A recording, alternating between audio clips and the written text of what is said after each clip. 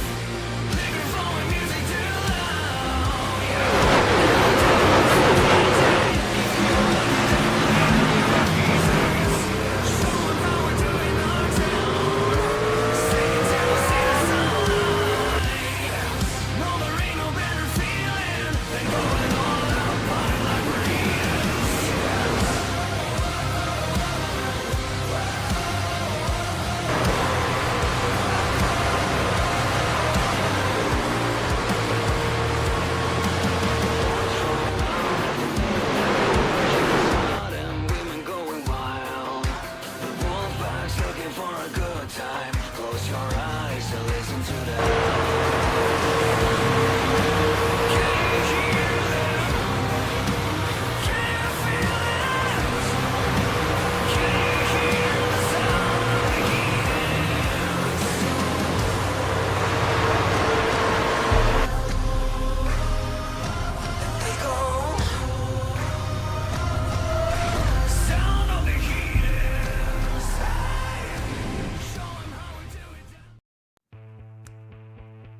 Tonight, the drivers of the Mythic Metals Truck Series presented by Spark Racing League will take on their biggest challenge of the season. Literally, we're at Talladega tonight. We'll have all 64 laps of the Pienta Designs 169 for you here tonight on Slingshot Racing Media. I'm Sky Shrek. I'm joined up here in the booth by Logan Threlkeld. Kobe Jordan is in the production truck tonight. Talladega is maybe the hardest track to win at in all of iRacing, and you will see that here tonight. Drivers will go back to front, front to back, sliding all around. This track, infamous for its 33 degrees of banking. This place is big, and it is scary for these drivers, and you'll have it all here tonight on, once again, on Slingshot Racing Media. We are going to pull up your schedule for the season here so we can give you a look at where we've been over the last few weeks and where we're going. This is our second super speedway race of the season. We started out the year at Daytona, Rockingham, second race, Pocono, number 3. Then we had an off week before going to Kentucky and Milwaukee over the last 2 weeks. We'll head to Talladega tonight. Rockingham and Pocono, won by Levi Cox. Kentucky and Milwaukee by Derek Smith, trying to become the first driver in Spark Truck Series history to win 3 in a row tonight. Daytona, won by Chris Smith, who's going to try to win both super speedway races in the same season. Next week, we'll go to Portland, followed by an off week. Auto Club, Dover, and Homestead will round out your season here in the Spark Racing League, and we've got a very tight points battle going on throughout the top 12 and even further down the board as well. Your points leader with 2 wins is that 54 car of Levi Cox. He's the only driver to get a top 10 in every race this season, but the winner of back-to-back, Derek Smith, sits only 3 points off in second. He's going to hope to have a big night tonight to bump himself ahead of Levi Cox. Our sponsor, Pienta, starting in third tonight for the Pienta, or third in the points tonight, excuse me, for the Pienta Designs 169. Another driver, 4 top 5s this season, hasn't found victory lane, but he's been remarkably consistent. Rye Jones, only 1 point behind him in 4th. Chris Smith, our Daytona winner from a couple weeks ago, will be 5th in the points with Braxton DeWeese in 6th. He's been moving up in recent weeks. Speaking of moving up in recent weeks, Chase Berry in the 46 jumping up the point standings there halfway through the season to get to P6 or P7. Chris French, 1 spot behind him, P8. Ryan Phillips, kind of having an underdog season. Doesn't have a top 5 so far, but he's been a pretty consistent back half of the top 10 runner. He sits 9th. Same thing with Brandon Ayers in 10th. James Danforth in 11th, and he is tied there with that 3 car of Dylan LeBeau, one of our race winners from last season and someone who's shown a lot of speed tonight. There are some stories a little further down in the points as well. If you look all the way back to 18th, we've got Jake Mackey sitting down there. He's a driver that's always a threat in the Spark Racing League, but he's only got 1 top 10 on the season, no top 5s. He's been struggling, and he's going to need a good run tonight to get it going. We have our heart rate monitor tonight. That'll be on Rob Liedl running. He is 24th in the points at the moment, and he will be running in the 80 car tonight. One of your 30 car field for tonight's race as these drivers head through qualifying. We got some stories to follow here. I think these might be from last week. This is from the Milwaukee Mile. Tire management was key there. Tire management not going to be key here at Talladega. You can kind of use these tires up, and they don't wear too much here anyway. For line choice, I think we might see some cars on the bottom. We might see some cars on the top. It'll be a pretty even mix here. I think if you're trying to go single file, the top will be the preferred line tonight, but we'll see how it goes. Anything is possible here heading into tonight. Looking at the qualifying standings right here as we're making our way through this session. Fastest car so far is Justin Wilson. He's only ran 1 race this season, but in that race, he got a top 10. He led a bunch of laps, and he was a contender to win. Will he be able to get it done here tonight? Rye Jones, also looking to have a pretty good night. He's coming into here 4th in points, looking to have a good run. And then, looking a little further back, Drivers hovering around 5th in qualifying at the moment. Both Smiths, Derek and Chris, they haven't been able to get away from each other this season, and they are potentially starting next to each other tonight as they battle it out for 2nd in the points. Levi Cox is setting his quality lap right now, so we'll see where he checks in once the session ends. And once we get an update on that, we'll let you know. That is our kind of provisional qualifying order. We will have some penalties to give out here later on in the night. I believe Patrick O'Toole is going to have a 1-lap hold for causing an intentional crash last week, although I think he has decided he will simply not show up for this race instead, so he will not be serving that hold. That will certainly hurt O'Toole in the point standings. He's already last place of the full-time drivers, and missing another race will not help. Logan, are you excited for tonight? I am so freaking excited, Sky. Talladega, always one of my favorite tracks, so to see these drivers out here tonight for the Evan Pienta Designs 169, it's going to be a blast. Let's get right to it. It's going to be a good one tonight. We're going through this 5-minute warm-up session right now. One last chance for these drivers to get these cars going here before we head into the race tonight. You can see some drafting practice going on. That's your points leader, the 54 of Levi Cox, giving a big push to the 64 car of Gavin Smith, making his first start of the season here in the Truck Series in that 64 car. Who are you looking at to win tonight, Logan? We've got a lot of contenders in the field. Who's your pick right now heading into the warm-up session? You know, it's really a toss-up. Talladega is just like that as a track, so it's anybody's ball game in any given moment. But you can expect to see our typical top 10 all in that first 10 spots, you know, maybe shortly out of it, within the top 15 or so. But ultimately, I think I'm going to have to go with the 80 of Rob Liedl. I think he's due for a win tonight. We do have the heart rate monitor on that 80 car, so I'm hoping he's up front so we can watch as that thing spikes over 100 in the final few laps of this race. If he is running up front, trying to hold that win, Rob Liedl's heart rate at a pretty solid 77 beats per minute right now. Nothing too fancy. He's just kind of running solo around this track, feeling out the line, so no reason to be too stressed at the minute for Rob Liedl as he makes his way around the racetrack. We're going to have about 2.5 minutes left to go here in this warm-up session before we get rolling tonight. I think if I had to pick a car to win, I'm leaning a little bit towards that 28 of Derek Smith. He won the season opener at Daytona, but since then has kind of fallen off a little bit in the point standings. Dropped from 1st back to 5th. He's missed the top 10 in a couple races, missed the top 5 in a couple races that he probably should have got a top 5 in. So this is going to be his chance, I think, to break back through and try to back up that Daytona win with another one here tonight. There's no better fashion to do so, to take home wins at both Superspeedway races. It's just kind of icing on the cake. No, there isn't. I mean, if you can win one, you can call that luck. If you win both of them, you can't deny that you're pretty good at these types of tracks at that point. Heading around here into our last 2 minutes of the warm-up session, you see that 87 car making laps on your screen. That's Clay Sampson, the driver of that car. He's come on pretty strong as of late. Had a couple good runs, had a couple big drives up through the field. He's never a great driver in qualifying, but we've seen him make some moves over the last few races. Went 22-12 at Kentucky, and then started 17th, drove way up through the field at the Milwaukee Mile, but got in a late accident.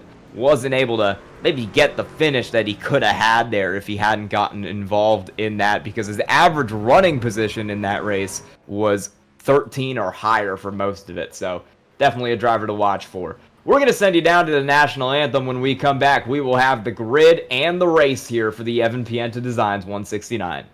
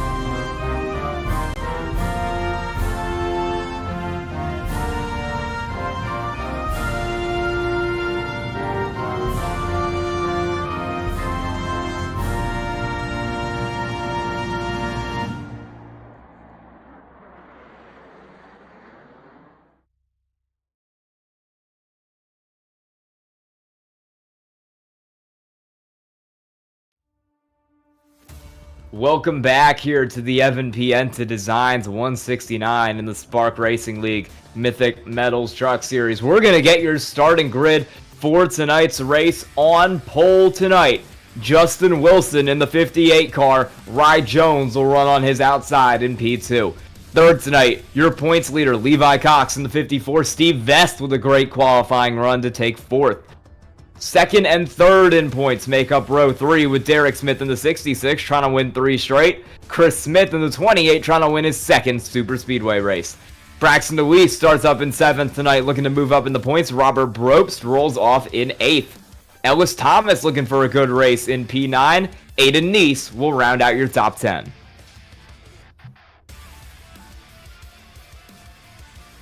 Evan Pienta will roll off 11th tonight in that 55 car, and then we'll have Clay Sampson 12th in the 87.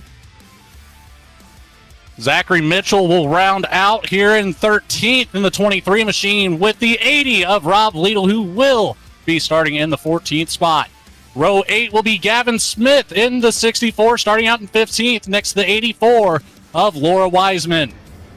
Brian Brobst in the 11 takes up the 17th starting spot with Paul Hand to his outside in 18th. Row 10 will be Paul Thomas in the 42 next to Tony Caputo in the 14th. James Danforth in the 88 will take up the 21st starting position next to Benson Weaver in the 1. And row 12 will be Brandon Ayers in the 16 machine next to Dylan LeBeau in the 3. And last 6 spots on your field as we make the pace lap. Johnny Rapp in the 52 rolls off 25th. We mentioned Chase Berry's been jumping off the point standings. He'll start 26th. Max Cost will roll off in the 63 from 27th place tonight. Jacob Phillips in the 56 from 28th. Last starter will be Jake Mackey in that 13 car. He needs a good run if he wants any chance at a good points finish this season. Nathan Gentry, not currently in the session, will not make the green flag. Pace car will lead them down the back straightaway for 64 laps at the fastest track on the schedule. It'll be Justin Wilson starting up on pole. Whenever he runs in this series, he is a threat to win. He came in, ran 1 race so far this season, and in that 1 race, he not only got the pole, but he led a bunch of laps as well. Almost won it. He knows how to get it done in these races. Further back from him, Rye Jones, 4th in the points, looking to jump up and start to contend for that championship. He'll roll off in P2 tonight. Levi Cox will go from 3rd. Steve Vest will go from 4th. The pace car will drop off as we exit 4. We've got a long front straightaway here. It's quite a ways down to the restart zone towards the exit of the tri-oval, and as the field limps their way there, Justin Wilson will get the green flag, and we're underway at Talladega.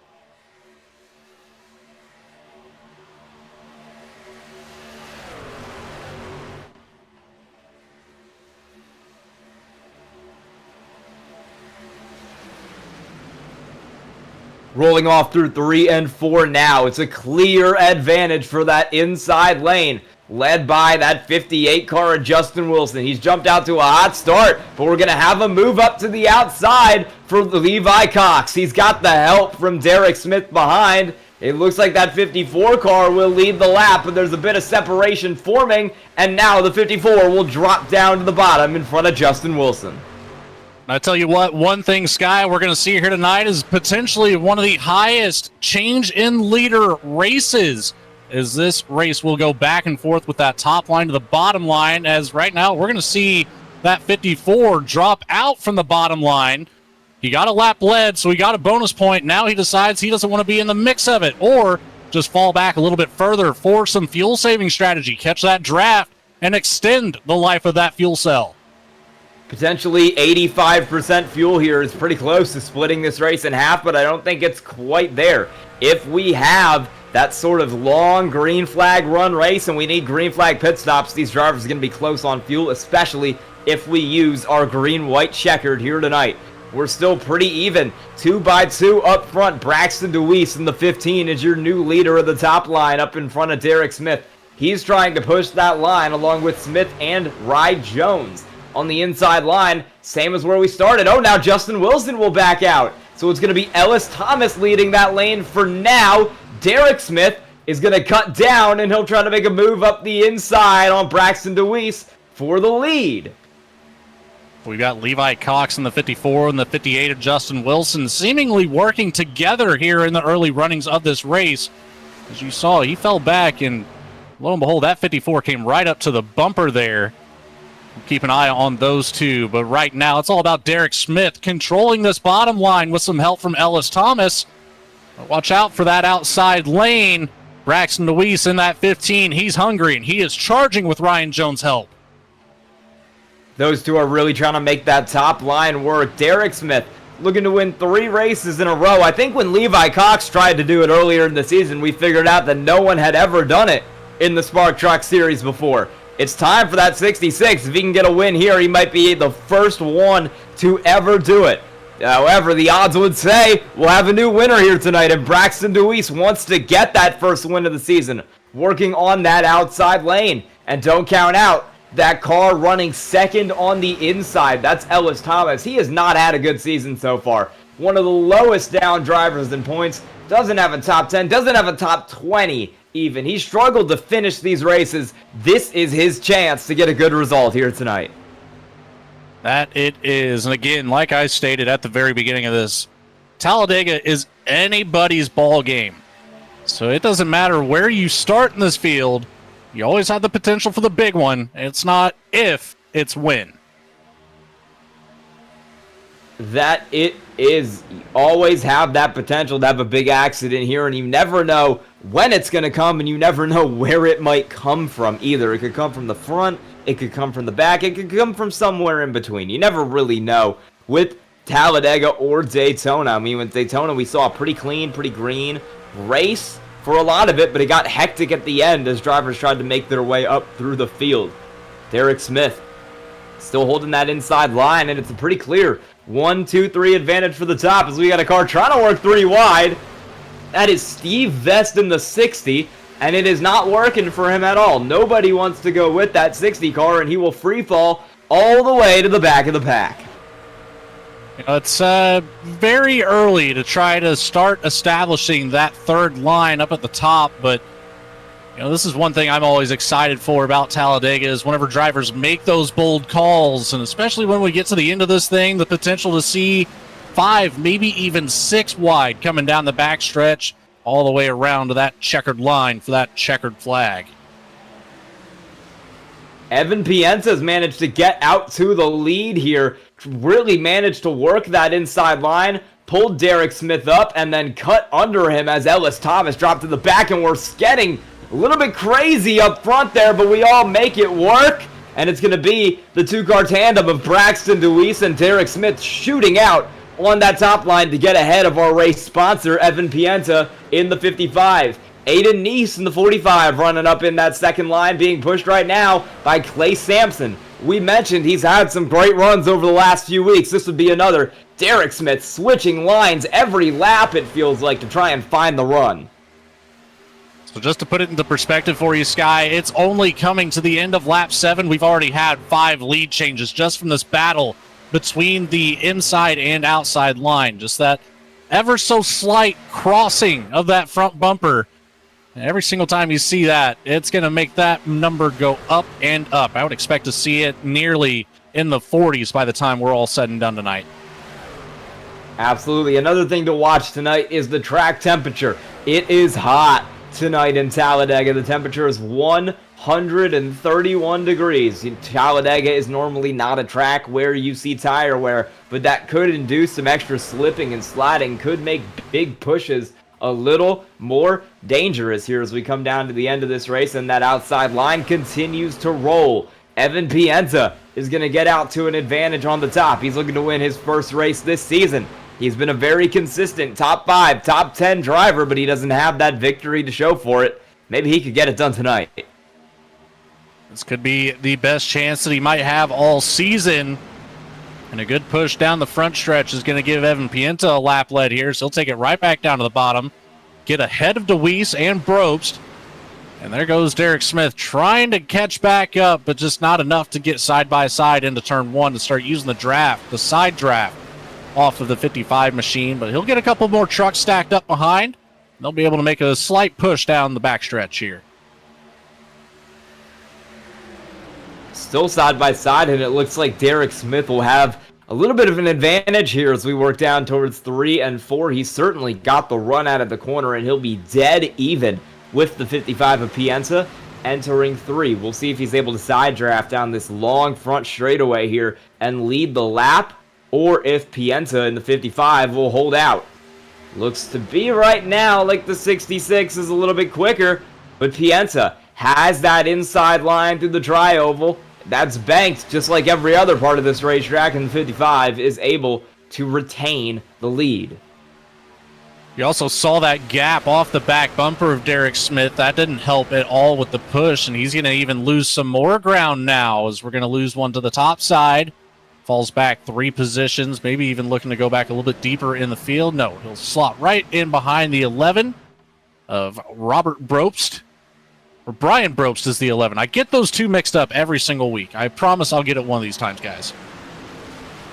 You can see kind of in some of these shots, there's a big tail at the back of the field. You've got your side-by-side pack up here, and then as you head off the corner, you've got a huge group of single-file cars all the way back. All of those guys, including your top 2 drivers in qualifying, Justin Wilson, Rye Jones, Levi Cox, Steve Vest, actually the entire front 4 in qualifying, and Ellis Thomas and Chris Smith, have all decided that they do not really want to be part of this pack. If there's a wreck up there, they could get involved. They think it's safer to ride back here on the bottom and just try to make laps. And a lot of drivers like Paul Hahn, Jake Mackey, Laurel Wiseman, Max Cost all agree with them, and they're still hanging out in that line as well. We're 3 wide up front here. That outside lane, the far outside lane, looks like it'll prevail, but you've got Clay Sampson trying to slice through the middle and send DeWeese and Smith to the back of the line. So we're going to be 3 wide back here for the time being, and eventually he'll get sorted back out. Derek Smith finds a place to slide back into that top line. He's got an opening to the bottom, but DeWeese is going to keep falling back as no hole was available. He's going to lose all that ground that he had where he was just up in second. I expect Derek Smith to be back up at the front here pretty soon. That car has been dicing, switching lines back and forth, trying to keep himself out front to make the right moves here tonight. I don't think it'll be long before he finds his way back up to the front of this pack, because that seems like that's where Derek Smith wants to run at the current moment.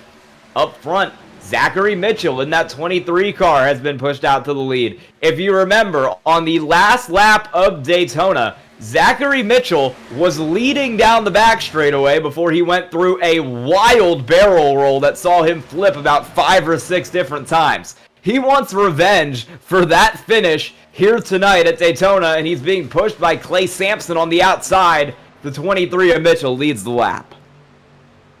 This has potential, though, to be kind of a gun-shy moment, you could say, for Mitchell. If he was to be up here for much longer, you know, it's a confidence boost, but you're always going to have that memory in the back of your head of that last lap at Daytona just going the completely opposite direction of what you were hoping. Yeah, it's always heartbreaking when something that seems like it could be a win on the last lap turns into, well, a 6-barrel roll through the infield grass. We saw some mayhem on that last lap at Daytona. I think we had a pack of about 15 or 20 cars, and all but 2 of them crashed coming to the line.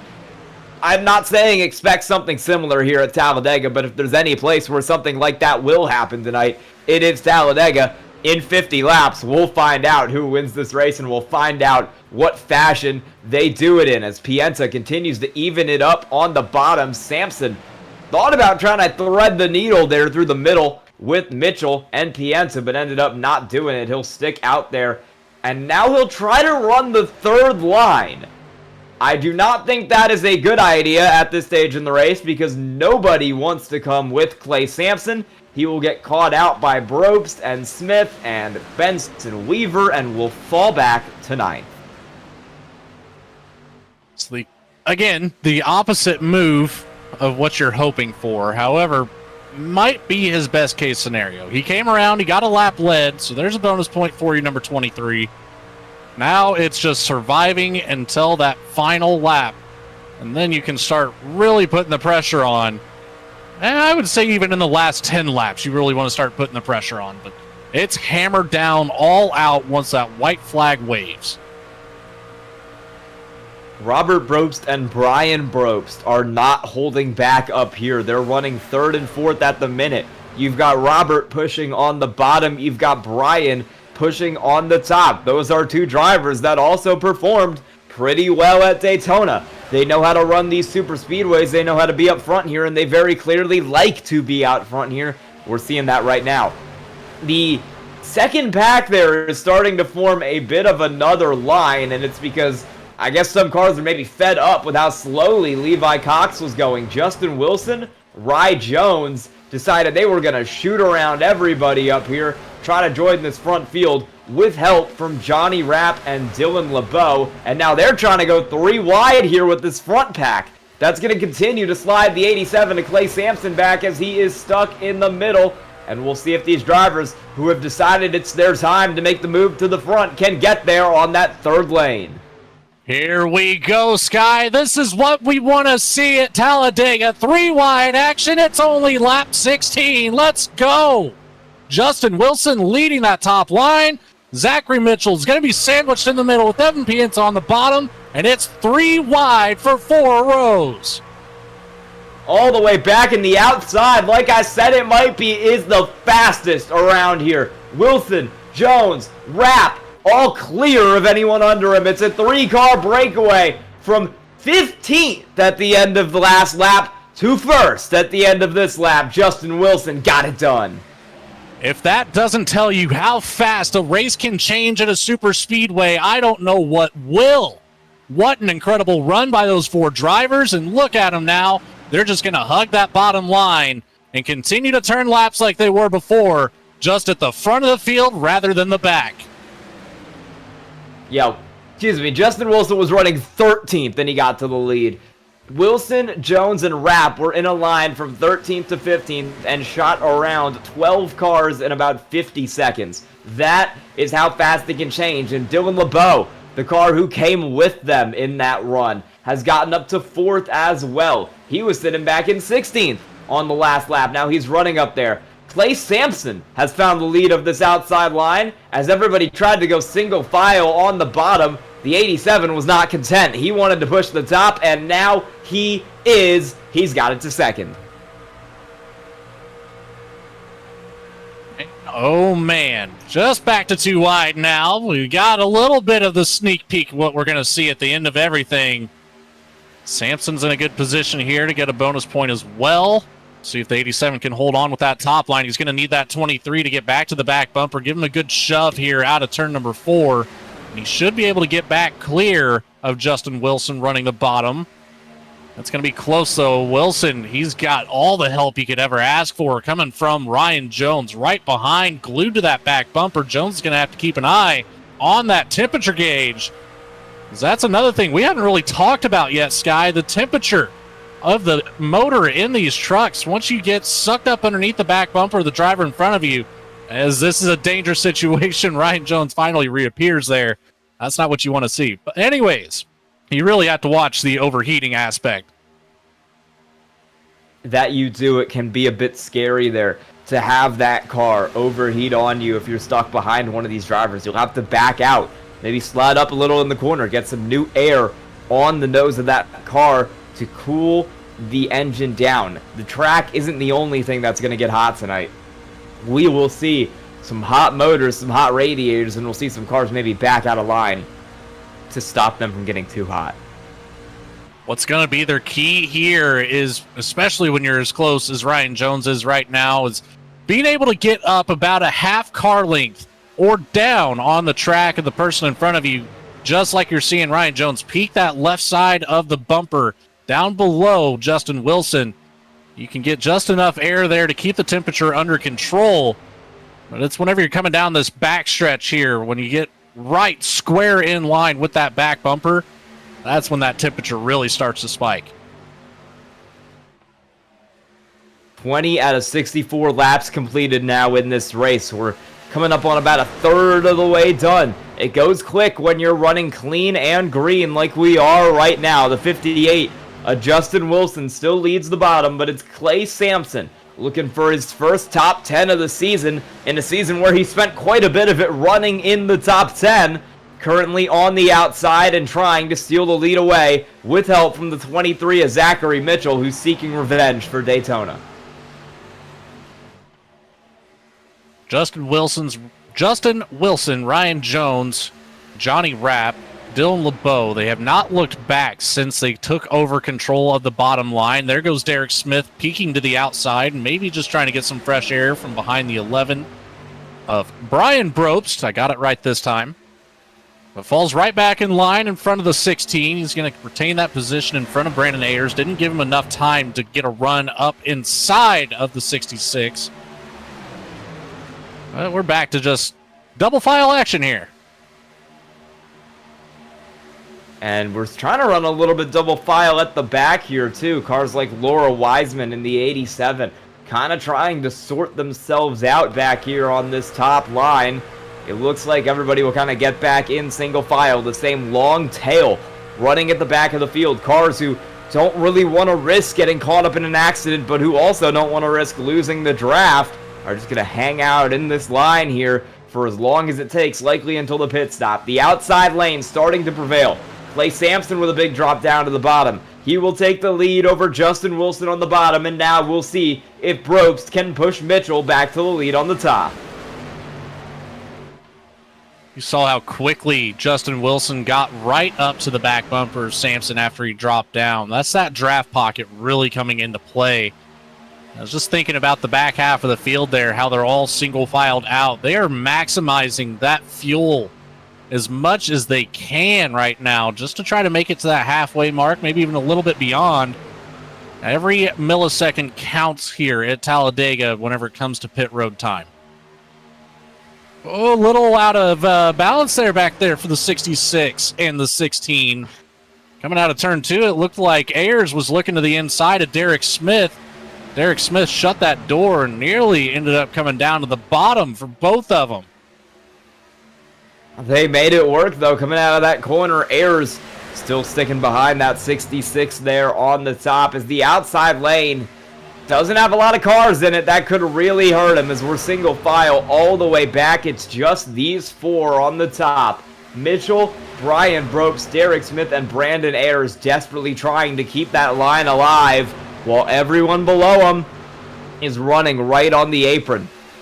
For now, they're holding pretty steady, but if that line gets organized, they could really send those cars to the back. We got 4 working together on the top, the rest of the field pretty well on the bottom. You've got a couple scragglers there at the back. Looks like 4 of them trying to work a middle lane, starting with Chris Smith, I believe that's the 8 of Ellis Thomas. Smith's a little bit further back. Then you got the 56 back here leading this charge. That's Jacob Phillips.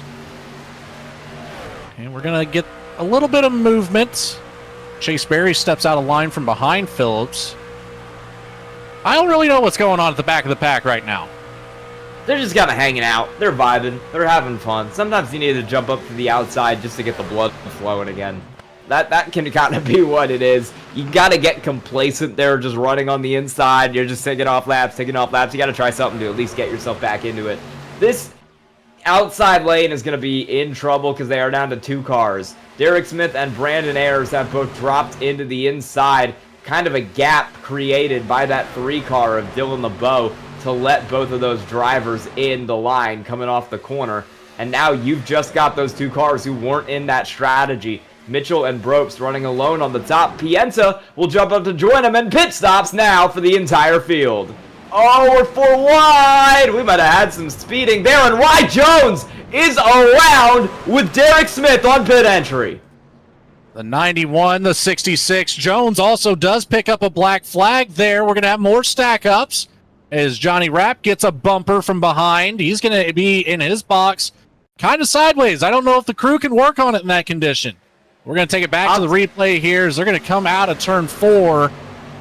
And here it comes. The mayhem down to the apron. Cars spread out all around. Jones sends it up the middle, locks it down, gets contact from the inside with Derek Smith. But Jones still speeding on pit road entry there. So he'll end up with a black flag on top of the time lost from the contact. I am genuinely amazed that Derek Smith got a speeding penalty there, but Rye Jones got a speeding penalty there, but Derek Smith did not. Considering when Derek Smith hit the pit entry line, he was going about 70 miles an hour, which is about 15 over the speed limit here tonight.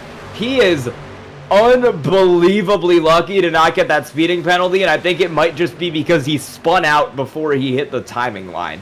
That is how close it was. We've got these top cars right now with Mitchell and Pienta running out here on the lead lap, passing some of the stragglers from that last pit cycle. Derek Smith's chance of winning is going to be over, and we got 2 more black flags, Aiden Neese and Jacob Phillips. I think both of those are for unsafe pit entries. Jacob Phillips spun it, exiting the pits. And I think Aiden Neese did the same thing. Yes, he did. He also got loose, slid back up onto the track. Hot track temp right now, causing issues on pit exit. Oh, we have more mayhem on pit road. The 64's in the grass. Oh, no. That is so many contenders having moments. Gavin Smith, big spin there after contact with the 11 car of Brian Bropes. You can see Pienta get really loose too. The high track temps are giving everybody issues right now, and it's a speeding penalty as well for the 11 of Brian Bropes. So that's going to be our 5th black flag of the pit cycle. I would expect that to actually be a black flag for an unsafe entry. Bropes did get pushed off into the grass with the contact with Gavin Smith. So I'd expect to see that one clear. That one is not on the 11 by any means, but here we go with Rob Liedl now coming down pit road, leading the whole crowd of cars in. I think he might have caught the grass just a touch. But this one, oh, more contact. The 63 at max cost involved. I didn't quite catch the number of the truck into the inside. Rob Liedl just crashed into the inside pit wall and got a black flag. This is mayhem here with these track temperatures. Oh my goodness, I was not expecting this much carnage under green flag pit stops. And these drivers, if it stays green, have to do it again. Oh man, it was Jake Mackey trying to get into his box. Max Cost just wasn't in the right lane there. You know, the standard procedure for pit road entry is to enter as far right as possible. Then you typically have 2 pit stalls that you can just barely clip while getting in and out of your pit stall. So it's a little bit of an early entry there for Max Cost. That's going to cost both of those drivers quite a few positions coming back out onto the racetrack. There's going to be a huge gap to the back of the group ahead of them. That was some absolute chaos there. I am shocked. We had about 6 or 7 black flags coming on pit road. I don't think we made it on pit road without having a car crash. That was unbelievable. Up front right now, Levi Cox and Chris Smith are the top 2, but this second pack has caught them. You've got 11 cars up here battling for the lead, and then it's going to be about 4 seconds back to Steve Vest, Robert Bropes, Clay Sampson the next round. Like you said, every single group had at least some sort of incident. Group 3 nearly skated by up until the contact between the 13 and the 63. We'll see if they can do it again. We're going to have one more pit stop here as the first group came in on lap 25, second group on lap 26, and last but not least, lap 27 for Group 3. So couldn't quite make it to halfway. Now, you might see some of these drivers really try to slow down the pace, and you might see somebody try to stretch out a couple more laps, but I don't think it's physically possible. And I'll tell you what, the track is only going to get hotter from here on out, so we might see some more of the same issues if we do have another pit stop under green. Not to mention the fact that that pit stop under green will likely be fuel only for these drivers. And it'll be with about 5, 6, 7 to go, meaning there will be even more incentive to get in and out quickly, and we might see even more cars brake too late and get caught for speeding, as you see some of these drivers like Mackey, like Hahn, making their way around the racetrack kind of on their own here. You've got another split-off pack of Thomas Weaver and Rapp. There is Aiden Neese and Brian Brobst, 2 cars with major issues on pit road, and then we've got 4 cars lapped, including Rye Jones, Gavin Smith, Rob Liedl, and Jacob Phillips. What I am potentially most amazed about right now is that Derek Smith recovered from that spin very well. He is running 16th, and that second pack is rapidly catching up to the first pack. Deweese and Pienta maybe not going as fast as they could, and it won't be long before we see Brobst, Sampson, and Ayers catch up to them. But for now, Braxton Deweese going to lead this line. Pienta's going to follow. Ryan Jones Justin Wilson up at the top, with Ryan Jones just ahead of him. But Jones, man, 1 lap down right now for the 91, currently running in 26, but perfect spot for a lucky dog if we do see that yellow flag come out. So far, so clean. Lap 32 will be finished under green. Halfway through the race without seeing that forbidden color, Sky. No, it has been a very clean one so far. I don't even think we've really had that many close moments. Everyone's been on good behavior here so far this race, but as we cross the halfway point and we start to make our way down into these final 30 laps, we'll see if these drivers stay on good behavior or if it's every man for himself working down to that final lap. That second pack has caught your leaders. So now you've got Derek Smith back to Steve Vest. 12th through 17th are all in this line as well, and they will join the fight for the front. So we've got a 17-car pack up here after green flag pit stops. If we have one more round, we might see that pack get cut in half again. So far, 16 lead changes in 33 completed laps, just over a 2-lap average to see a change for the first position. You know, we're getting close to that number 40 that I was estimating. We are getting quite deep into this race here as Deweese continues to hold that bottom line and Rye Jones continues to hold that top line. He's got help from Justin Wilson trying to win. He has 2 poles in 2 races this season. Might be able to make it a victory here tonight. He was dominant in previous seasons of the Spark Truck Series. In fact, last time we did the Spark Truck Series, he won. Doesn't have the time to run the full season this time, so he's running part-time when he can. He showed up, he showed out, and now he's trying to bring it home for a win this season. Well, if you can't be there full-time, you might as well give it your best effort. Every single week you do get a chance to show up. Here we go as Braxton Weiss is going to start catching up with some lap traffic. Let's see how this field navigates.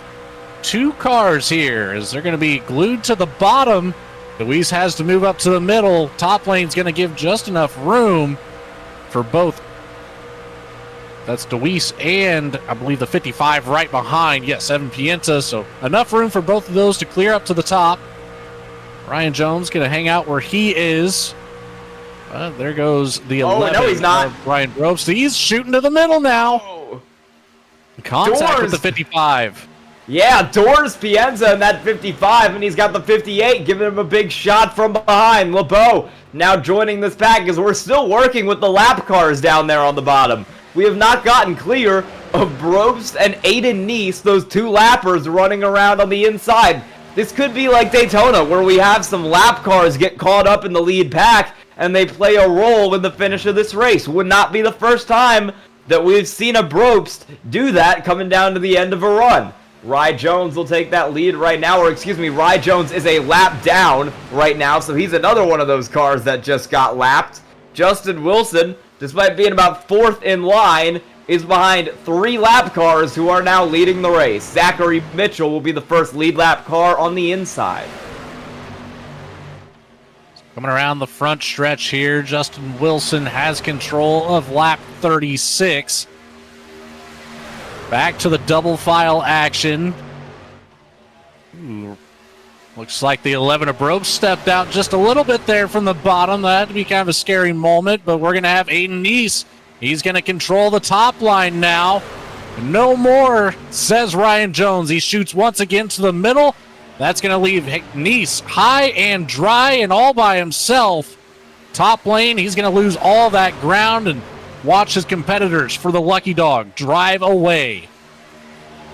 This is some aggressive racing from Ryan Jones being 1 lap down. He's racing harder than some of the leaders out here trying to hold on to this position. It's chaos for that 91 car.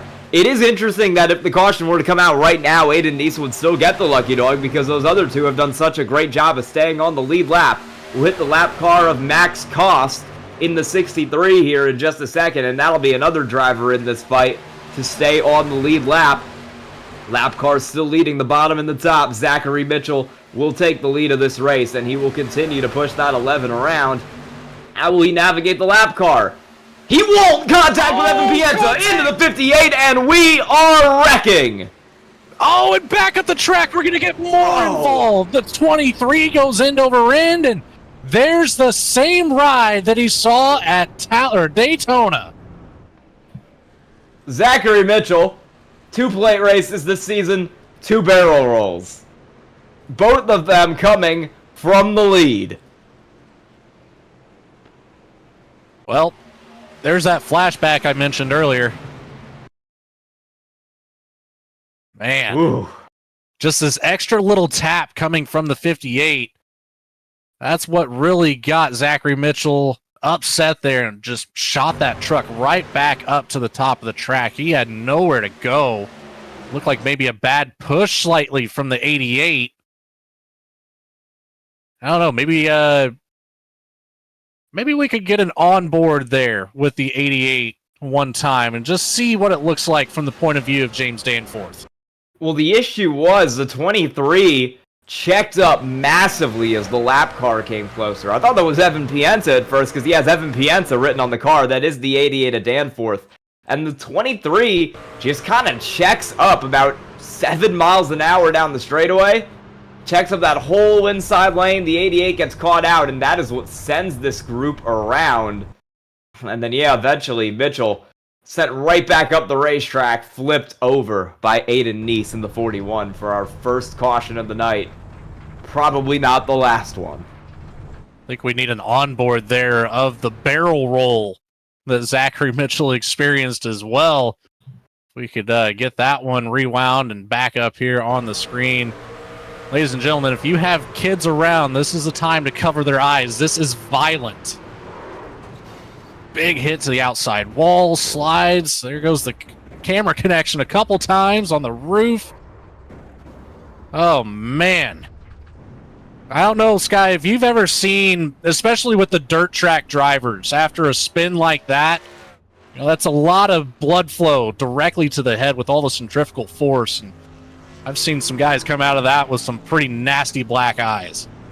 Yeah, that is a huge, huge roll for Zachary Mitchell. And the worst part is it is not his first time doing that this season. He has had a rough go of it this year. He's had multiple good finishes. There are multiple good runs at play tracks. He's been consistently up front, consistently leading laps in these races.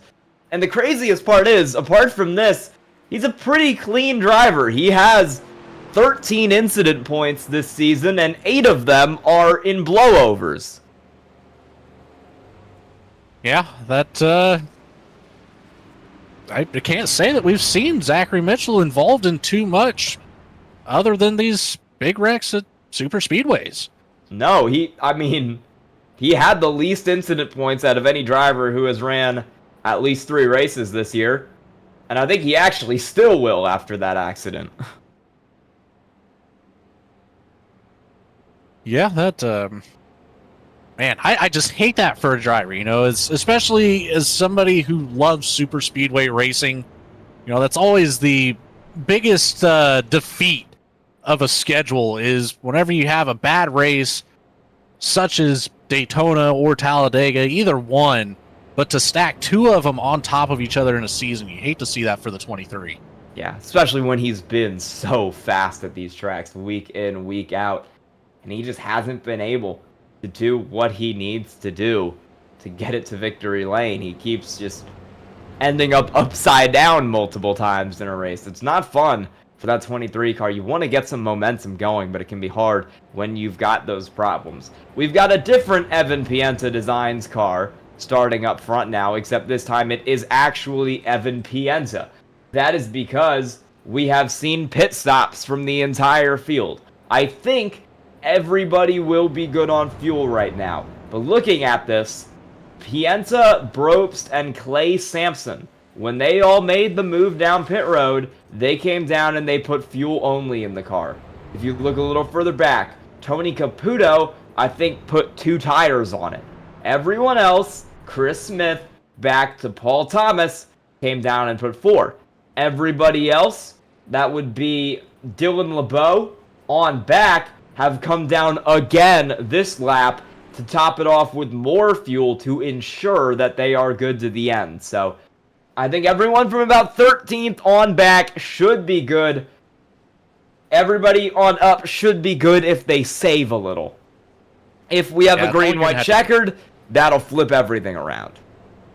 Green-white checkered will certainly be the end of some of these front runners' race unless there's some crazy action in those last 2 laps. But it's going to be right at 23 laps to go once we hit this green flag. So we're in that window of 25 laps. If they brought it down, they certainly should have enough unless they're up at the front. If you're leading one of these lanes, you are using a whole lot more fuel than your competitors behind you. So you have to strategize and try to fall back like we've seen a couple of the drivers do pretty well right off the rip as we started this race. Fell back about halfway through the field, picked up the draft, and made that 80% or 85% fuel cell last about, 5% more or so. We'll see how this will shake out. We'll go back green, and it'll be 33 to go. Or 23 to go, excuse me. Pace car will pull in here out of 4, and we've got that long run down the front straightaway once again here. And we'll see how this all stacks up. It'll be Pienta and it'll be Brobst on the front row. Green flag is out. It's a pretty good jump for the 5 car. He's even coming off the line.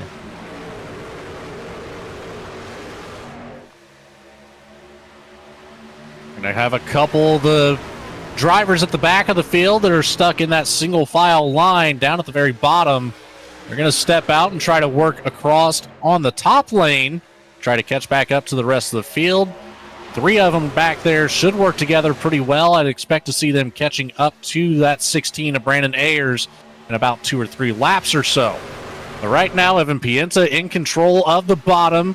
Clay Sampson helping out as much as he can. Then we've got the Kellogg's number 5 of Robert Brobst up on the outside, begging for some help from behind, as Chris Smith is going to get a good run by, and he's going to shoot up to the top immediately. And now Brobst will tuck in behind, shoots right back down to the middle. He might be looking for that gap to the bottom line, and he does. He does. Chris Smith. Sorry, Chris Smith is all the way up there alone. He's got no help. He's going to drop to the back of this lane here. He's going to get caught there at the very back. Never mind. Levi Cox will try to go 4 wide.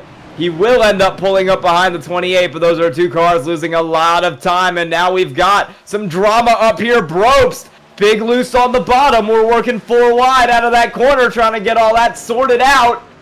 Ooh, near contact for Gavin Smith as well, but everybody ends up clean after that bit of chaos. That was insane to watch the 5 go from a front-running top 5 position all the way back to the back of the field of the lead lap cars. He's actually even all the way back behind the lap cars that remain. Gavin Smith, Aiden Neese, Jacob Phillips down 1 lap, so they're looking to get that back eventually.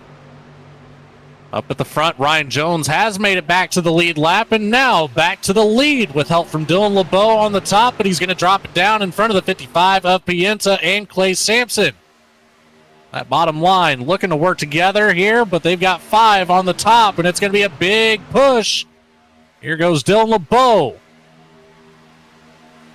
Man, that caution came out at the perfect time for Ryan Jones. He was still ahead of the leader on the lead lap.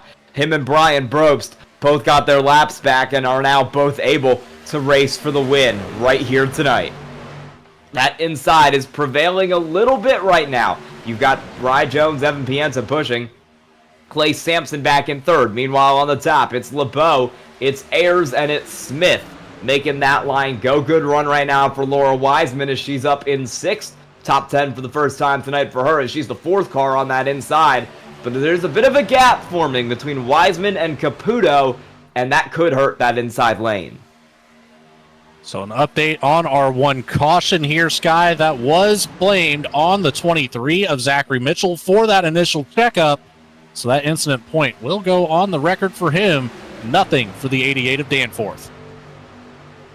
Not too surprising there. It was a pretty good checkup, especially when he had a chance to kind of dodge the lap car and then just didn't end up doing it in the end. Still a battle up here as the inside line continues to get a bit of a run now. These cars have caught up. Derek Smith has dropped down to push Wiseman, which is kind of helping them at the moment make some time. The outside led by Dylan LeBeau and Brandon Ayers trying to get their way back up to the front of the field. We'll see what they can do. Ayers hasn't been up front leading a line at all yet this race. This is his first chance to try to make that run to the front. Dylan LeBeau having some connection issues right now. This is not what you want to see at these super speedway races, because when he reappears, if he does reappear, that is going to be a tough situation if he is not where the other drivers are expecting him to be. He is still off the track for now. I'm not too sure. I think the number 3 machine might have fully disconnected by this point. He might have, and that could likely be the end of the race for that 3 car, Dylan LeBeau. He was running pretty steady up front. Had a good run potentially lined up. He's one of our top drivers in points. I think he actually came into this race in 12th. Not going to be able to follow that up tonight if he is truly done, and it looks like he is as we kind of go a lap without him now. Still Jones and Pienta leading on the bottom. Racing has gotten pretty strict on the connection guidelines here, even for the hosted, official, and the league setting. So about 1 corner here, or 2 corners rather, at Talladega is all you need before iRacing decides to give you the boot. You're a little bit too much of a hazard at that point, because once you get, about 100 yards down the road, without the assistance of the draft from the cars around you, you could reappear about 5 cars back. Yeah, and we saw that happen at Daytona, where a car who was trying to push a lane was having major internet issues, and the lane just kept stalling out over and over. As soon as he got shuffled out, the lane started moving again. So that can really be an issue when you do have a car with those connection problems up front. Brandon Ayers, as we cross the 3/4 point in this race, is trying to make the outside work. He's got the push from your pole sitter, Justin Wilson, back there in 4th. Brian Brobst, race saved by that caution, running 3rd on the outside. Haven't talked much about Benson Weaver tonight, but he's up here too, trying to make the push. Benson Weaver running in that number 8 position right now. I believe he's got his teammate behind him, the 13 of Jake Mackey, so that could be a pretty dominant duo at these super speedway races. See those two work together. They can really get nose to tail at times and really put down a hard charge. They still have some laps to do it here as we've started lap 49. We are closing in on that number 64 here, Sky. It's been a good one so far, only 1 caution. We're a little bit shorter on the lead changes in the back half of the race. We're only up 5 now to just 22 lead changes. And it's because Rye Jones has done a great job of taking that inside line and holding it. He's the highest driver in the points who does not have a win this season. He would like to get one here tonight. to try and, excuse me, my bad. He's the second highest driver in points without a win this season. The highest driver in points is Evan Pienta, the car running directly behind him. They are separated by 2 points, third and fourth. Both of them want to see the win here tonight. Brandon Ayers, though, trying to steal it away from them on the top. Tell you what, I'm just now noticing, too, even there's 3 cars there. The number 1 of Benson Weaver, the 13 of Jake Mackey, and the 80 of Rob Liedl, all teammates. So that is going to be a force to be reckoned with once they get hooked up and get some open air for whoever decides to take the lead and start pushing those 3 up to the front. Definitely keep an eye on those 3 as Levi Cox is going to send it around the outside, and he's going to get right in front of Jake Mackey. So he's going to chop that group up, but he shoots it back to the outside. He's going to try to get around Benson Weaver here. The 54 is on a move right now. Where did he come from? He's trying to make that side draft work up there on the top line. He's now got Mackey up there with him. Benson Weaver will come up with him as well. So, with 14 laps to go, it seems now will be the time to go 3 wide. And it looks like everybody is just going to follow Levi Cox up there, and he'll try to switch it back to the middle. He wants to be 3 wide. He wants to force the issue. Chris Smith will move in behind him. Ayers can't block. That'll really slow up that top line now as he lost a lot of speed in the attempt. And now Levi Cox will get through to second. Ayers can't get down again, and the top line continues to struggle. Battle for the lead is on. Levi Cox leading the middle. Brandon Ayers at risk of losing all of his ground as he's getting really unsettled coming through the trioval, but finally finds some extra grip and keeps the rear wheels underneath the truck. Wow. That had a high potential for a hazard there. Derek Smith, he's going to do a great job to capitalize on the situation. Tucks in right behind the 54, finds his way up to the top 4. And with the charge that this top line has right now, it's going to be a 1-2 here momentarily for the 54 and the 66. Rye Jones and Evan Pienta not going to let them go by with ease, however, as that bottom line is going to find some momentum through 3 and 4. That bottom line's really trying to work. We got more internet issues back here for another car. That could come into play later on in this run. We'll just have to see how that shakes out at the moment. The 54 of Cox has the run. Will he drop down? No, he'll stay up there. He likes the push from the 66 of Chris Smith. They've already worked together this race. They know how each other drive, and they're trying to work together to keep it up front at the moment. Chris Smith, ooh, big move. Look 3 wide there, and now we've got some shuffling going on all through the field, and it looks like Ayers will be the odd man out. He's alone on the top. He will need to find a hole to get into, or else he will fall back in a hurry. He is going to keep dropping. Can't get in there. Can't get in. Oh, he will get in front of Mackey. That was a tight squeeze, but he made it work. Up to the 16. Top goes Clay Sampson. 16 lost some ground and finally found a hole to get right back into on that top line. And we're going to come around here. It's going to be 11 more around Talladega before we find out who's going to take home the win for the Evan Pienta Designs 169. We've got a whole lot of talent up here in the top 10. A whole lot of talent through the rest of the field even. And even though we are in the closing laps, it is still anybody's ball game. I don't care what lap it is, Sky. Anything can change in the matter of a second. Now Brandon Ayers tries to shoot the middle. Sampson back down to the bottom. New leader, the 87 of Clay Sampson. He's been up front so much this year. He's been running in the top 10, but he doesn't even have a top 10 to show for it. This is his chance to break not just into the top 10, but into victory lane here tonight as he holds the lead over Rye Jones as Levi Cox continues to fight back on the outside. We're taking 10 to go this time at Talladega. Well, let's talk strategy here, Sky. I don't know if the number 1 position's where you want to be with 10 to go at Talladega. I would say, realistically, your best bet is whenever you get that white flag, you want to be in about the 5th position. You could really find somebody to establish a third line, and you're going to have a lot of drivers that are willing to follow and really push you along. And then it's going to be all about timing on when you make that move to step out of line, catch that side draft, and go right around the outside of your opponent. Yeah, when you get to the final 5 laps at Daytona, it's less like you're playing a race and more like you're playing chess at that point. It's a strategy game. Driving skill is secondary primarily to what strategy you're going to pull, and if you have the courage to actually pull that strategy off coming down to the end of the race. It's one thing to try to shoot it 3 wide, or to think about shooting it 3 wide through a narrow gap. It's another to actually commit to the move as we head down to the end of the race. We're going to have another lap car coming up the road.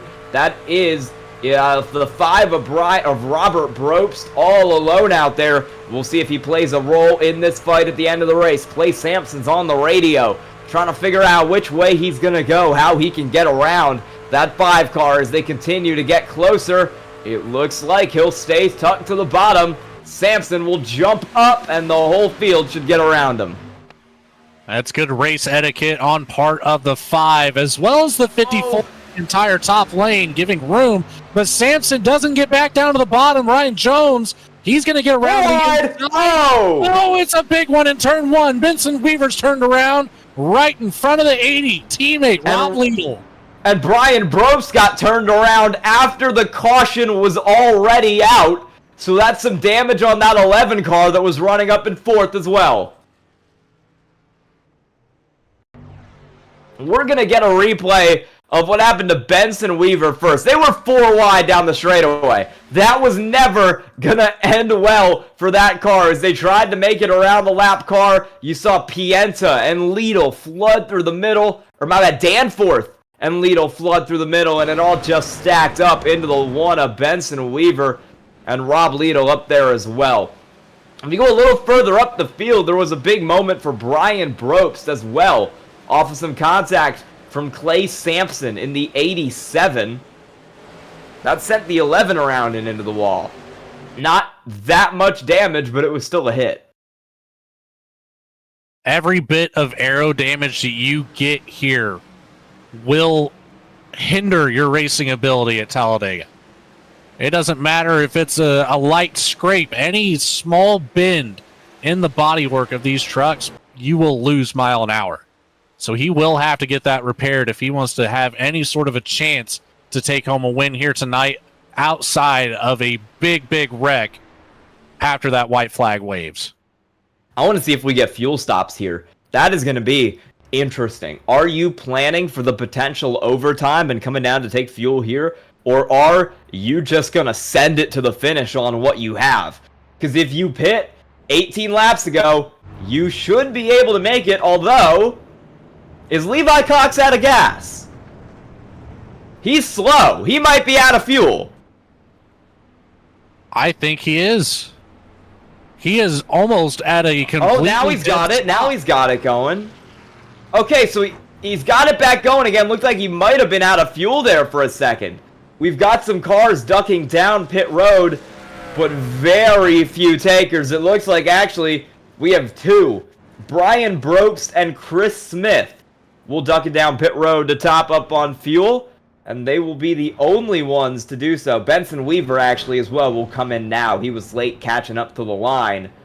They will be the 3 in for fuel, and it looks like Brobst is taking tires as well on that 11 car. I think he's going to fix that damage that he got in that accident. You might as well just go ahead. Flag. Did he That is going to be for a passing under yellow with the 54. You are right on that. Well, he's already in the box. He's already serving it is going to be the problem. So they can't clear it once he's already serving it. They're going to have to maybe give him a wave around here if he goes a lap down. I'm not sure. He's definitely been in the box for a while. They have cleared the black flag now, but he has been in the box for about 42 seconds. So unclear. Okay, he'll head off now. So he'll go to the end of the line, but he should still be good to come back out on the lead lap. Levi Cox has gone back to the lead. Maybe just an equipment issue for that 54 car. Equipment issue, maybe... shutting the car down, trying to save fuel, as obviously he did not come down pit road.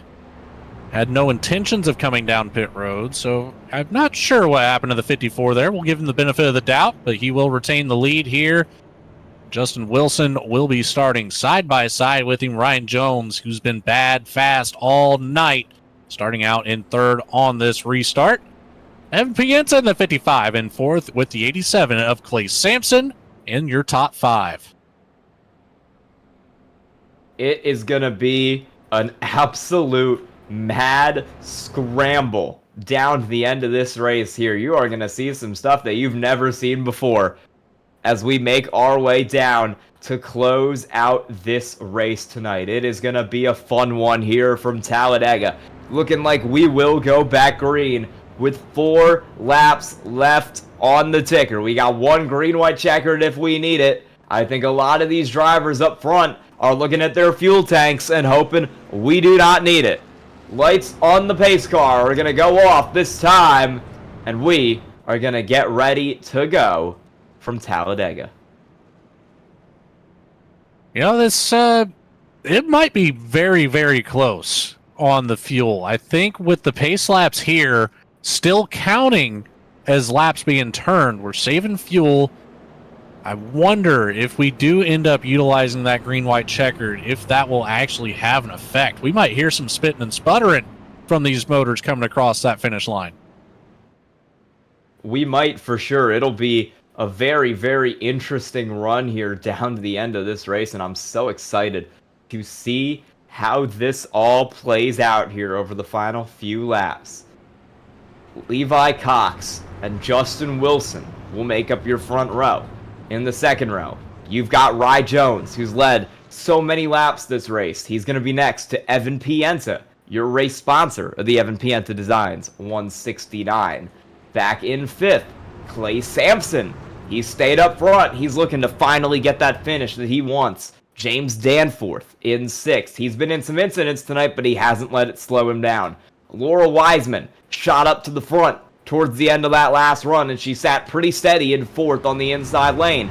Johnny Rapp hung out of the back for a lot of the night. Wasn't really in the mix at all. Was hanging out of the back, trying to avoid yellows, but he will roll off eighth. Derek Smith trying to win 3 straight for the first time ever in the Spark Truck Series. Rolls off 9th. Paul Thomas is going to roll off 11th. I don't think we've said his name at all tonight, but here he is. Braxton DeWeese, 6th in points, rolls off 10th. We've got stories all throughout this top 10. We've got all kinds of drivers in all sorts of positions looking to spark their season tonight at Talladega. It'll be Levi Cox and it'll be Justin Wilson once again on the front row. We're going to trickle down the straightaway. We get to the restart zone. Cox jumps, and we're green. So a good jump from the inside line. That's going to leave room for Levi Cox to get right up ahead of Justin Wilson.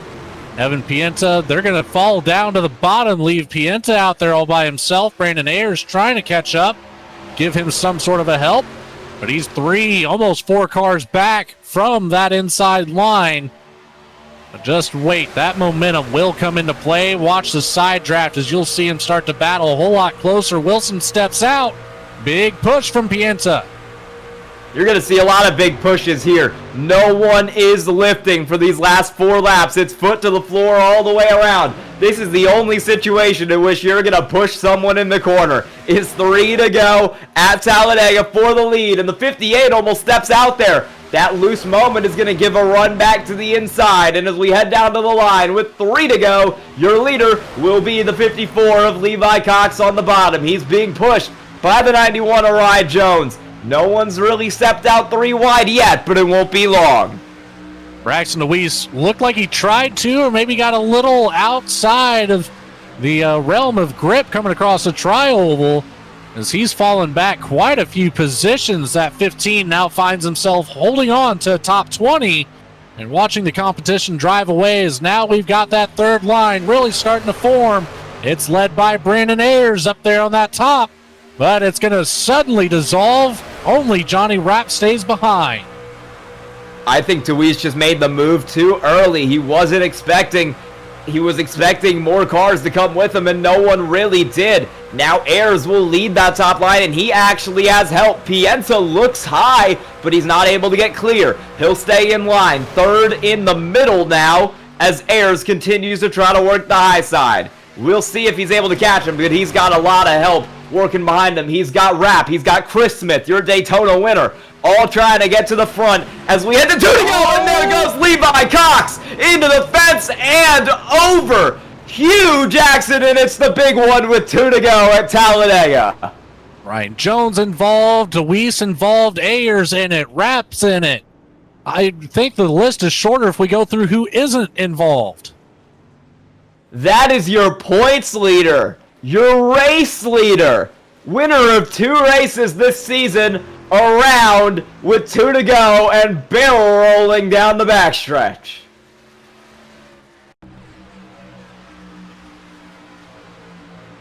Man, that was shaping up to be such a good battle too, but back here on the instant replay, you see that big push coming from the bottom. Sampson just locked to the bumper of Levi Cox. And coming out of 2, Sampson just steps down a little bit, overcorrects, gets a little bit outside of the 54, tries to bring it back down square, and just unfortunately is making too much contact. There's that flip for the 54. He went for a whirlwind of a ride, more than a tornado, I would say.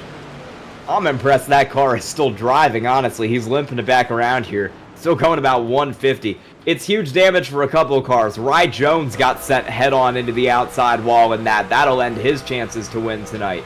Huge damage for the 16 of Brandon Ayers. The 52 of Johnny Rapp. Chris Smith, your Daytona winner, is going to be done. Ellis Thomas, Aiden Neese, Brian Brobst caught up in that, along with, down towards the bottom, looked like Paul Hahn, Braxton DeWeese, caught a little bit of it as well, along with the 64 car of Gavin Smith. Those are going to be your drivers who took some damage in that accident. It was a narrow miss for Steve Vest and a couple others, let me tell you. So we'll do a little recap here. We had our first caution on lap 38. That was caused by the checkup from the 23, getting a little bit of a nudge from the 88. And then our last, well, not our most recent, but the one before on lap 57, that 4 wide into turn 1. The at fault put on the 14 car of Tony Caputo. He was on the bottom of that one, made contact with the 88, and that's what sent James Danforth up the track into Benson Weaver and Rob Liedl. And of course, our most recent one, that one obviously being on the 87 machine, just a unfortunate, untimely, bad push there. So the 87 will pick up an EOL and go to the back of the field here, where we still see him up at the front. He just can't get a break here. If he does get that EOL, I mean, he's been up front. He's been in the top 10 so much this season. They haven't given him the EOL yet. They might with 1 to go here, but that would be devastating. Another great run for Clay Sampson. If they give it to him, could be spoiled by a penalty here with 2 to go. He's still got a chance to get that top 10 that's been eluding him. It is Daytona. Anything can happen, and when you only have about 15 undamaged cars out here, so really anything could happen at this point as we head into the last green-white checkered. I think we've also got some cars up here. Sampson, Wiseman, maybe Wilson, Derek Smith. Could be a little tight on fuel, too. So it's all to play for. Anything could happen over the last couple laps here. Yeah, you're absolutely correct about that. That's the most favorite thing about these super speedway races, just how unpredictable they could be. I know I kind of harp on that, week after week almost, but man, it's so cool to see how quickly things can change up here. But take a look at this guy. It's that 84 of Laura Wiseman. We haven't talked much about her tonight. She has found herself in control of what will be the last restart of the race. So here's your green-white checkered rundown. We will take the green. You have 1 lap to complete. Then the white flag comes out, and all bets are off. If you see that yellow flag come out before the white flag does, race is over. There is your finishing order. But once that white flag comes out, it is game on. You will not see a single driver take their foot off the throttle after that flag comes out. No, you won't. It is going to be an all-out electric run to the finish here tonight. This is going to be interesting because if the caution comes out on this lap, that'll be the end. If we get to the white flag, we're going to go another lap. And if Daytona was any indication, just because we've reached the white flag does not mean we are done with the wrecking. It can happen anytime, anywhere. You never know when it might strike. Even if you're up front, you think you're in the clear, you never know. This is going to be a really, really fun finish, and I am looking forward to it. Logan, who's your pick? You know, it's so hard to say. I picked Rob Liedl earlier. He's unfortunately ended up with an early exit. I don't know if I want to put that bad potential energy. I don't know. I feel like I cursed Liedl. So I don't want to make a pick here in the last 2 laps. I don't want to be responsible for that. Well, we'll see. I mean, this is crazy. This is kind of unpredictable. I think Derek Smith could get 3 in a row here. He is starting 3rd. He's won the last 2. He's as good of a pick as any to find victory lane here at Daytona. And we have an update. Clay Sampson has just dropped out of the session and out of the race. He was, as mentioned, your leader before that caution. His house got struck by lightning, and he has lost power, and he has no internet and is now out of the race. So that is a driver who was running up front, done for the night. Laura Wiseman will roll off on first. It'll be the 58 of Justin Wilson, your pole sitter, on the outside. We're going to inch down into the restart zone. Wiseman will go. Green flag, 2 to go at Talladega. You mentioned Derek Smith there as well, being in such a good position. That's that catbird seat I mentioned earlier. This is where you want to be in the last 2 laps of this race. And it's a all-out battle here. The top 4 have gotten away just enough. But watch out. They're already trying to start up that 3rd lane. You'll see those last 2 cars fall out of the top. No, never mind. Danforth is going to stay behind and push. Tight battle up here as we come down to the end of this race. Wilson on the top, followed by Pienta. You've got Danforth there in 3rd, and we're starting to tighten up on the outside line. Nobody lifting for even a moment. It's full throttle all the way around the racetrack. We're going to make it back to the white flag here as we come through the tri-oval to the Whiplash Simcams white flag. It'll be the 58 of Justin Wilson, your race leader. The 55 of Evan Pienta will roll in 2nd. Laura Wiseman leading the inside. We've got cars jumping up to the top. It's Rye Jones trying to make something happen on the outside. Wiseman's got the run now. Big push from Derek Smith, but the outside has the momentum down the straightaway. The 58 and the 55, Wilson and Pienta have the run. We're 3 wide now behind. Wiseman being pushed by Barry and Danforth into the nose of Wiseman. The 88 is over. It's a 2-car race. Back to the line as they wreck huge behind them. Justin Wilson and Evan Pienta are alone for the win of this race. Will Pienta make the move? He'll come down. Wilson blocks. Pienta looks high. He doesn't have the run. Coming to the line. It's Justin Wilson at Talladega. Pienta almost got there. He barely got him by a fender sky. 0.019 seconds of separation between our top 2. What a finish. 3rd place, 1 second back, will be Derek Smith. Gavin Smith finishes 4th. We're used to it being Smith and Smith, Derek and Chris. Gavin, a new factor in that equation, in 4th. And then it's really a wild finishing order from there. Jacob Phillips, 5th. I don't think we said Paul Hahn's name a single time the entire night, and he brings it home 6th. We said it once at least during the grid. I think I might have mentioned him making a pit stop at one point. He got 6th tonight. He came out of nowhere at the end. Good for him. That's just like Derek Smith there. He was back battling, I think, for around the 8th position. Maybe even a little bit further back as that big wreck happened down in turn 3. Then he was just barely able to escape all the carnage. But here we go. It's that 58. Justin Wilson getting a win here tonight. And he's going to bring it down to that front stretch and burn it down for his first win of the season.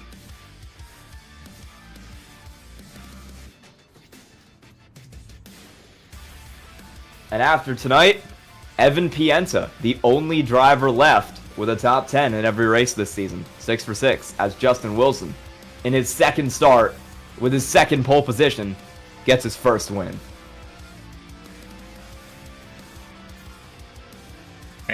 Actually, even looking at the stats, I think if you exclude the drop week from the schedule, Pienta might have all top 5 finishes aside from Kentucky. I think he does as well. It's been a great run for that 55 car. We'll talk to him a little later. For now, Justin Wilson gets to do donuts. We'll send you to a quick commercial break. When we come back, we'll have results and interviews from the top 3. Stay tuned.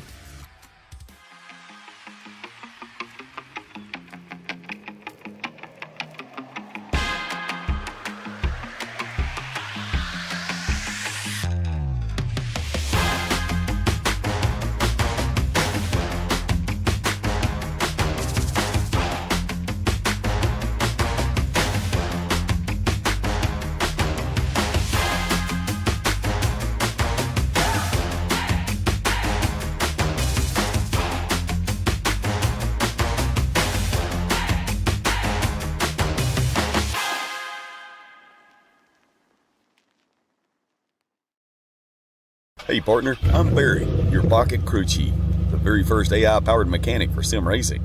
Got a car that's a little loose or tight? Just tell me how it's handling, and I'll whip up instant setup recommendations just for you. Want me to get even more precise? Snap a picture of your setup, and I'll fine-tune it to perfection. And hey, I'm not just about giving orders. I'll explain why every adjustment matters, so you can really understand your ride. I'll even teach you the science behind the setup. Ever wondered why the track bar is so important? I've got the answer. With Pocket Crew Chief, I'll make you smarter, faster, and race ready. So what are we waiting for? Let's build to win.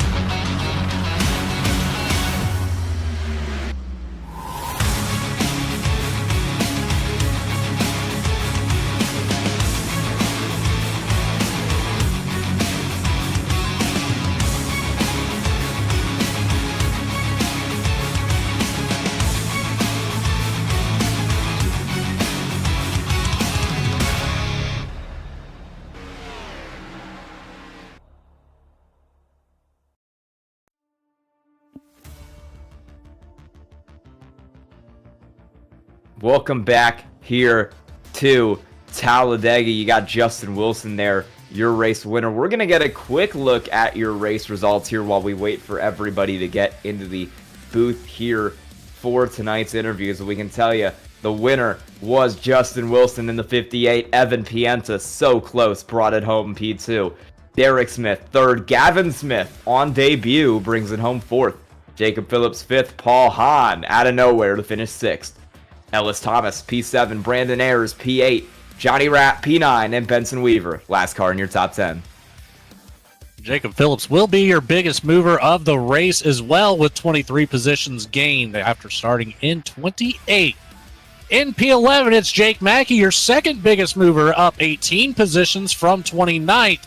Levi Cox falls back to the 12th position with the 54 machine. Steve Vest in the 60 will take up 13th. Followed by the 11 of Brian Brobst, the 91 of Rye Jones, who we saw up front all night long. Then it's the 28 of Chris Smith, the 46 of Chase Berry, the 84 of Laura Wiseman, the 42 of Paul Thomas in 19th, and last but not least, the 15 of Braxton Deweese, rounding out your top 20. And the rest of the field tonight will be Tony Caputo, 21st, James Danforth, 22nd. Both cars involved in that last lap accident.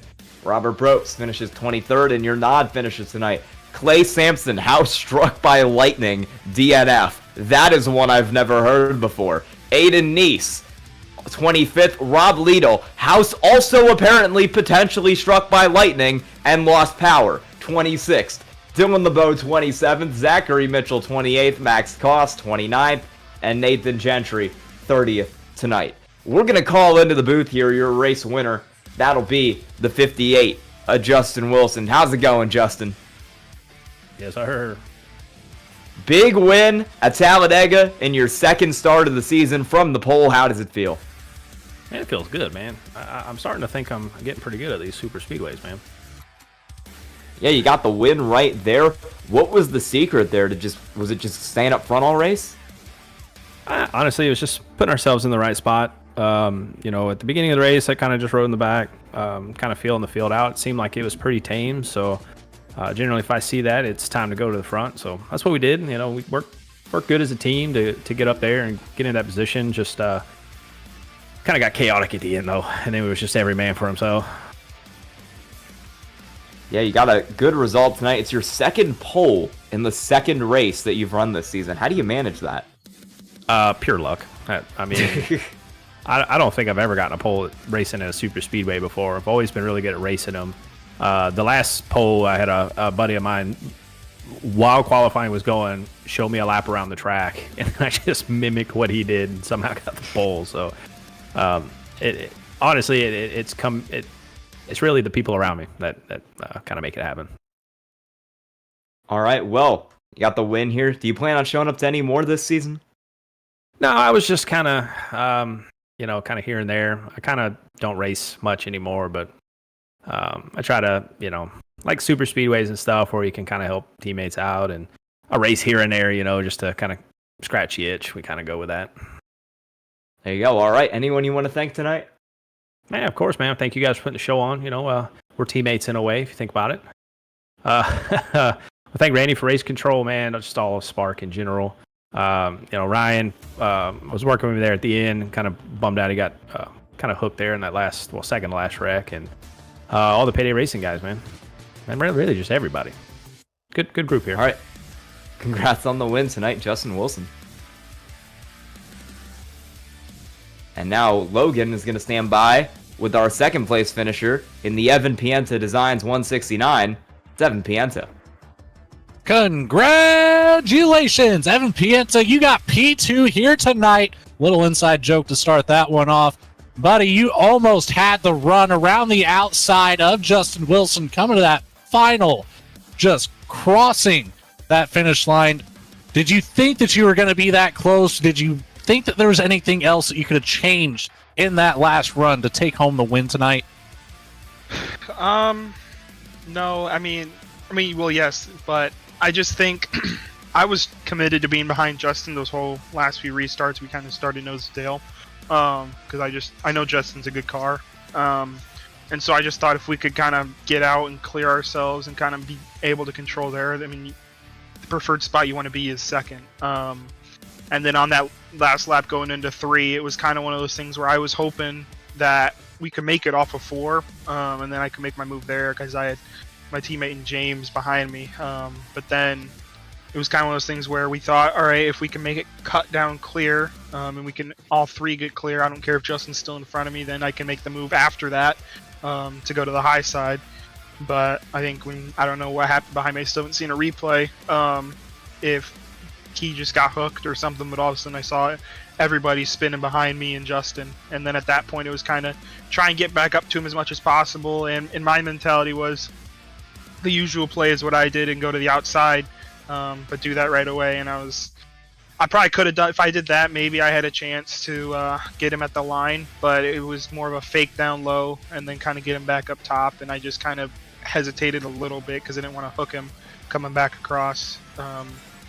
And so just kind of all I could really do there, but so close in the sponsored race, but not much else I could really do there. Yeah, you kind of hit on what I was going to ask next. I saw you kind of fake that move. I didn't know if it was a commitment to the bottom there. I don't know. You switch back up to the top pretty quick, but it seemed to almost work out. But Evan, we're going to go to a road course next week in Portland, of all places. So we're going to the extreme opposite of super speedway racing. Are you prepared for the twists and turns that we're going to see next Wednesday night? Well, if I told you I haven't bought the track yet and haven't turned a lap, what would that tell you? But I mean, I like road courses a lot. I think I always have. They've always been something that, regardless of what track it is, I'm always excited to see them on the schedule.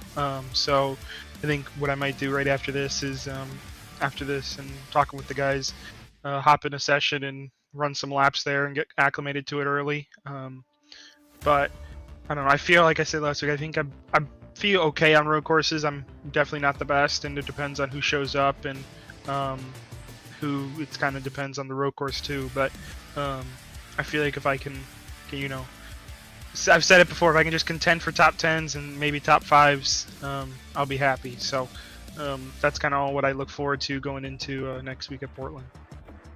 That's another thing I do want to touch base on real quick is your top 5 percentage has been astronomical. You've only had one race, I believe, that you finished outside of the top 5, being Kentucky. So just want to give you a quick congratulations on that. And of course, all top 10 finishes to start out the season.